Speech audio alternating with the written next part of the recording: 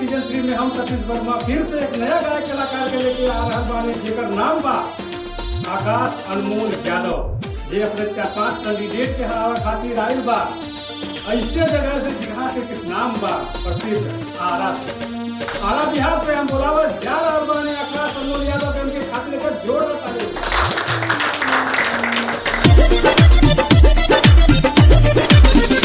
सुनो सुनो ये करेज नहीं लागे दे दहेज, अपना पापा जी के पैसा तू रख सहेज। सुनो सुनो ये करेज नहीं लागे दे दहेज, अपना पापा जी के पैसा तू रख सहेज। कल कल ना हमसे बियाह धनिया, कल कल ना हमसे बियाह धनिया।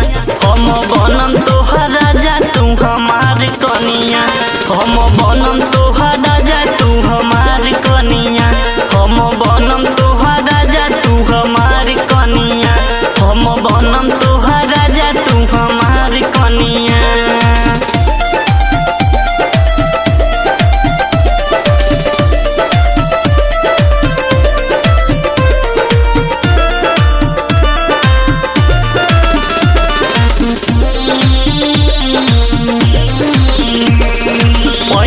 दामाद हमरा नियर तोहर डैडी बन के रहब तोहरे दिलवा में कैदी, दिलवा में कैदी, दिलवा में कैदी। पहिना दामाद हमरा नियर तोहर डैडी बन के रहब तोहरे दिलवा में कैदी। एहमे घाट नइखे फायदा बा तोहार रनिया, एहमे घाट नइखे फायदा बा तोहार रनिया। हम बनम तोहार राजा तू हमार कनिया, हम बनम तोहार राजा तू हमार कनिया, हम बनम तोहार राजा तू हमार कनिया, हम बनम तोहार राजा तू हमार कनिया। हम बनब तोहर कनिया तू माफ कर दी है, मत लिह दहेज फ्री में तू बियाह करी है। हम बनब तोहर कनिया,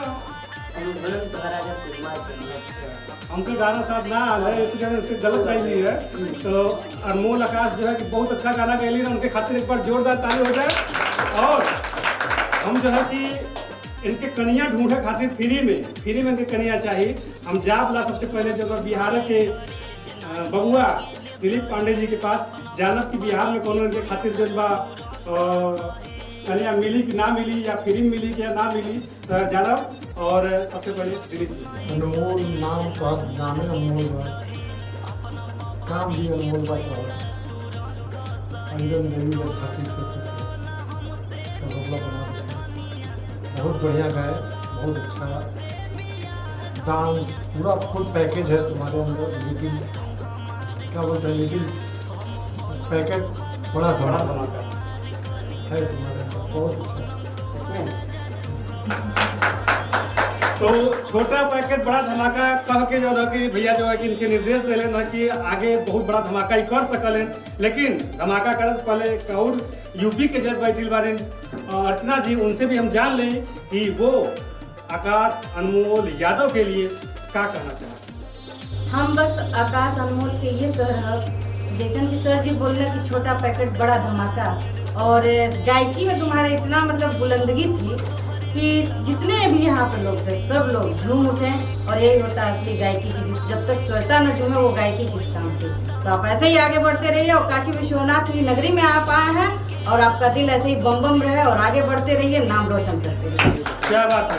तो इनको जो है कि अर्चना मैम से भी नसीहत मिल चुकी है कि आने वाले समय में आप आगे बढ़े और इसी तरह से श्रोता लोगों को झुमाते रहे। लेकिन श्रोता लोगों में झुमाओ से पहले सबसे बड़ा जनता जनार्दन हो जे कि सबके आगे बढ़ाई और एक लाइक दी, तब वो अगले राउंड में पहुंच सकल। यहाँ से जो है कि हम आकाश अनमोल यादव के दुआ करना चाहते हैं कि लोग इनके आगे बढ़ावें। फिर मिलब एक नया गायक कलाकार के साथ, तब तक के लिए नमस्कार।